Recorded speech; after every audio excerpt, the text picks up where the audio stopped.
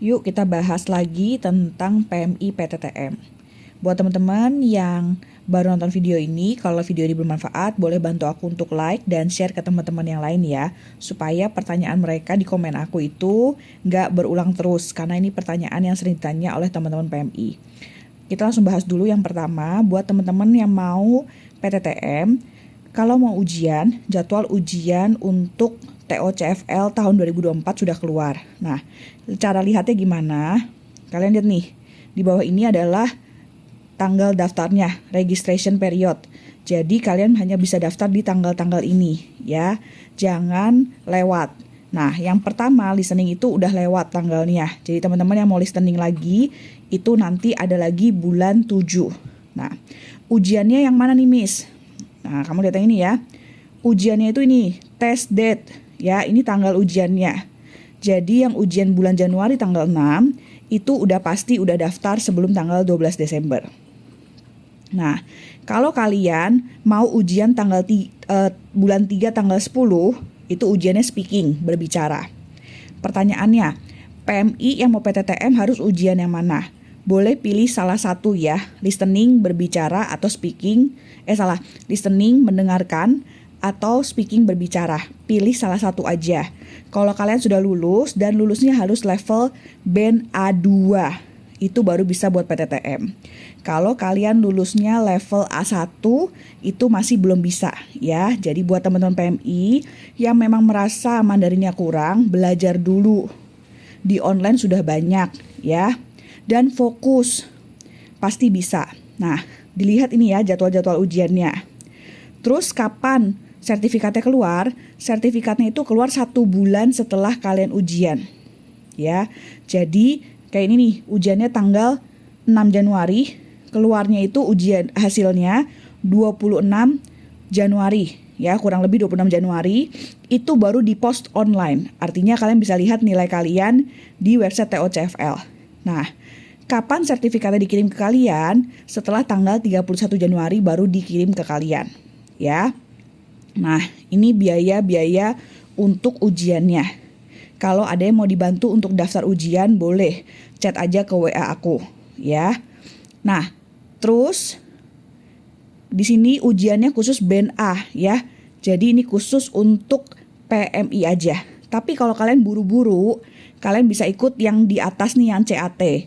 Tapi CAT itu dia ujiannya listening dan reading.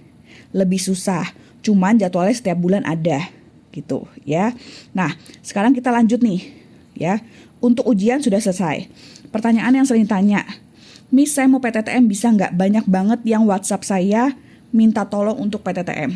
Mbak-mbakku, tolong dicek ya. Kalian itu harus minimal 6 tahun. Nah, kalau misalnya kalian baru selesai 6 tahun, itu nggak bisa langsung PTTM. Ya, jadi kalian bisa perpanjang kontrak itu 1 tahun dulu. Ada, itu agent pasti tahu ya, karena kita baru ngurusin juga begitu.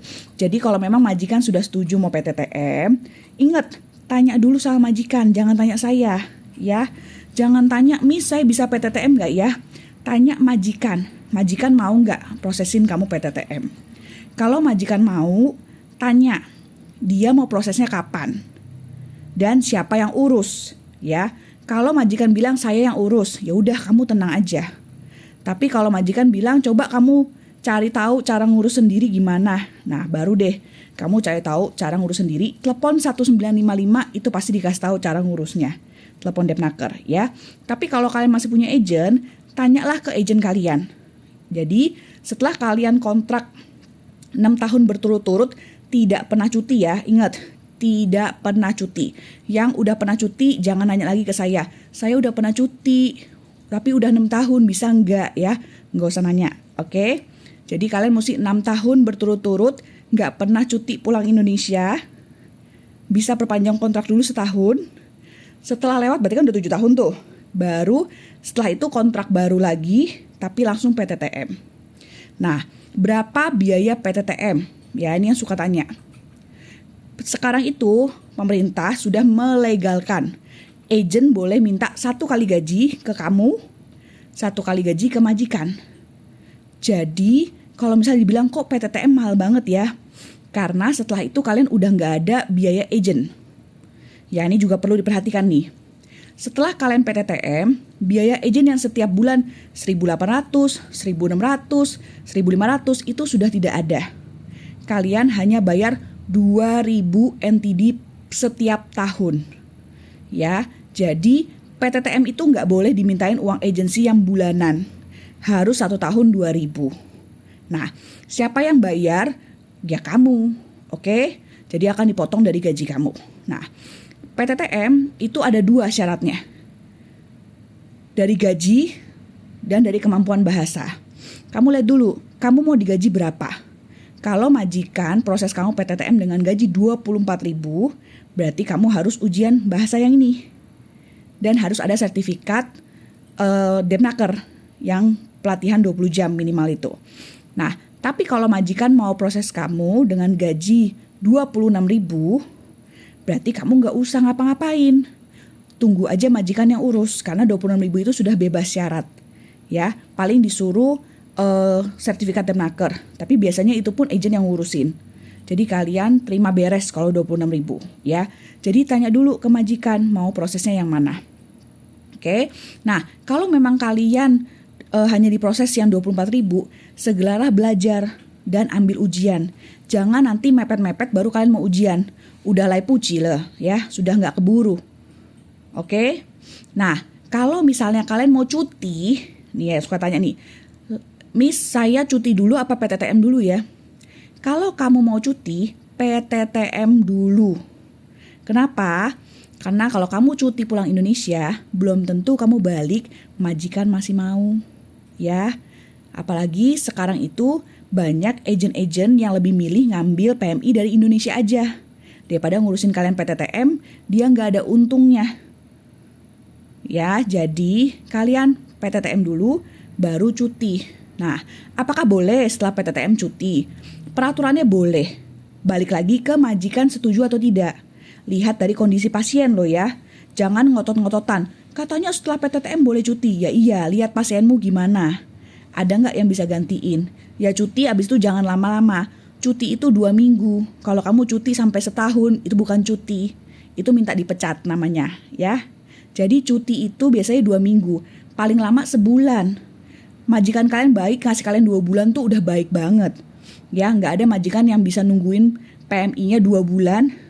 Terus yang sakit nggak ada yang jaga.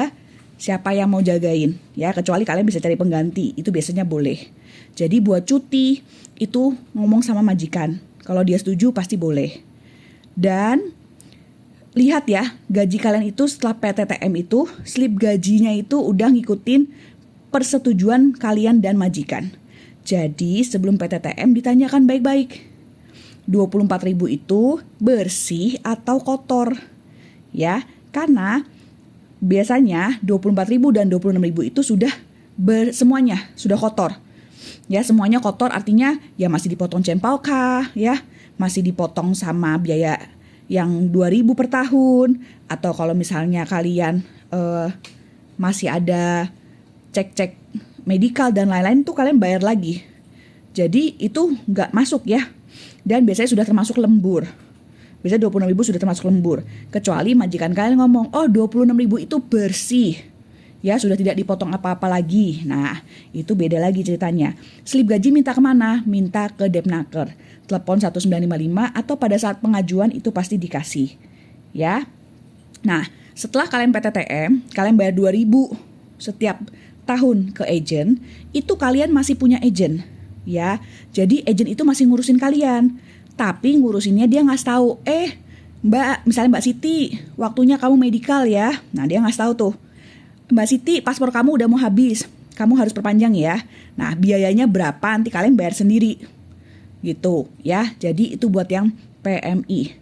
Oke, segitu dulu. Yang ada pertanyaan disimpan dulu atau boleh di komentar ya. Nanti aku jawabin.